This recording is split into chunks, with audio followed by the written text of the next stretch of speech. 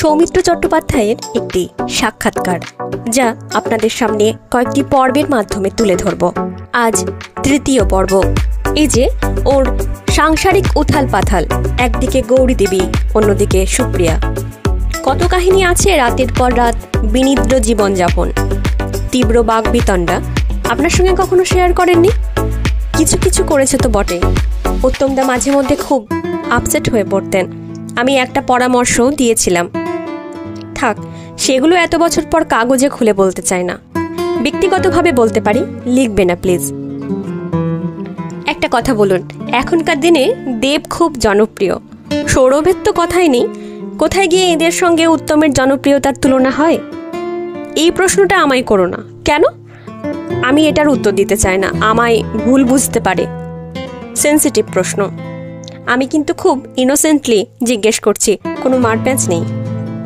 আমি জানিনি, তবু একটু ইতস্তত করছিলাম। দেখো, সৌরভ হলো একজন ইন্টারন্যাশনাল সেলিব্রিটি, বাঙালি মাত্রেই ওর ফ্যান, ও একটা ইন্সপিরেশন। কিন্তু উত্তমদার ব্যাপারে একটা কথা মাথায় রেখো, মানুষটা গত 36 বছর বেঁচে নেই। তিনি যখন ইন্টারভিউ দিচ্ছেন তখন 2016 সাল। তুমি কি সেটা কখনো টের পাচ্ছ? একবার আমেরিকায় বঙ্গ সম্মেলনে গিয়েছিলাম, নিউ ইয়র্ক ছিল বোধহয়। প্রশ্নোত্তর পর্ব চলছে দর্শকদের সঙ্গে। কি একটা কথায় কথায় আমি বলেছি মহানায়ক। তখন এক ভদ্রলোক দর্শক আসন থেকে দাঁড়িয়ে উঠে বললেন, সৌমিত্রবাবু, এক্সকিউজ মি, আপনি একজন আন্তর্জাতিক খ্যাতিসম্পন্ন অভিনেতা, আপনিও গড়পড়তা দর্শকের মতো বলছেন মহানায়ক। আমি বললাম, ঠিকই বলেছি। একটা মানুষ মৃত্যুর 3 দশক বাদেও মহানায়ক হয়ে জ্বলজ্বল করছে। পৃথিবীর আর কোথাও কখনো এমন ঘটনা শুনেছেন? এরকম আর একটা স্টার দেখাতে পারবেন আমায়? ভিডিওটি পছন্দ হলে একটি লাইক করবেন। কিন্তু পারস্পরিক শ্রদ্ধা যতই থাকুক আপনাদের মধ্যে, আজকের দিনে একটা রাজনৈতিক বিভাজন অনিবার্য ছিল। আপনি বরাবরের বাম, উনি হয়তো আজকের দিনে ডানেই সমর্থন করতেন। সেই বিভাজন তো তখনকার দিনেও ছিল। অভিনেত্রী সংঘ আর শিল্পী সংসদ, আমি সেটা নয়, রাজনৈতিক বিভাজনের কথা বলছি। আজকের টালিগঞ্জে যা মারাত্মক। না, তখনকার বিভাজনও আদর্শগতভাবে ডান আর বামে বিভক্ত ছিল। উত্তমদা আর আমি তখনই দুদিকে বিচ্ছিন্ন হয়ে পড়েছিলাম। দুতরফে প্রচণ্ড অভিমান চলেছে, কেউ কারো মুখ দেখে না, এমন অবস্থা। সুপ্রিয়া দেবী একবার সেই সময়কার ঘটনার কথা এক সাক্ষাৎকারে বলেও ছিলেন। স্টুডিওতে আপনি নাকি সামনে উত্তমকে দেখেও না চেনার ভান করেছিলেন। তখন উনি রেগে গিয়ে বলেন, কি রে পুলু, চিনতে পারছিস না? এগুলো সব বানিয়ে বলা কথা, তার চেয়েও সলিড কিছু আমি তোমায় বলতে পারি, আরও এক্সপ্লোসিভ।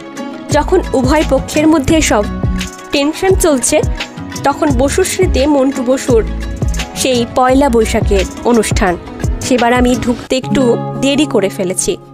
ঢুকে দেখি সিনিয়রেরা সবাই এসে গিয়েছেন, ভানুদা, জহরদা, উত্তমদা। তখন বসুশ্রীর ওই অনুষ্ঠানে একটা বাঙালি প্রথা চালু ছিল যে সিনিয়রদের প্রণাম করে কোলাকুলি করতে হবে।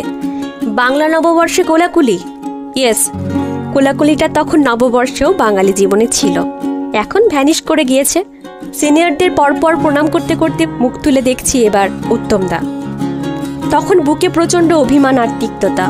ওর হাত দুটো ধরে শুধু বললাম, শুভ নববর্ষ। প্রণাম করিনি। ওর ফর্সা মুখটা প্রায় লাল হয়ে গেল। বললেন, বড় ভাই আমি, পায়ে হাত দিয়ে পেন্নাম করতে পারিস না? আমার সব অভিমান মুহূর্তে গলে জল। আমি বসে পড়ে ওর পা দুটো চেপে ধরলাম। দাদা, আমায় ক্ষমা করে দাও, আমার অন্যায় হয়েছে। আমি নিজের সপক্ষে আজ একটা কথাই বলতে পারি যে 1 সেকেন্ডও নষ্ট করিনি, দ্রুত সারেন্ডার করি। পরের অংশটি পরবর্তী পর্বে থাকবে। নমস্কার। কণ্ঠে মন্দিরা। এখানে বলা প্রতিটি কথা বক্তাদের নিজস্ব বক্তব্য, আমি শুধুমাত্র উপস্থাপন করছি। ভিডিওটি পছন্দ হলে অবশ্যই সাবস্ক্রাইব করে পাশে থাকার অনুরোধ রইল।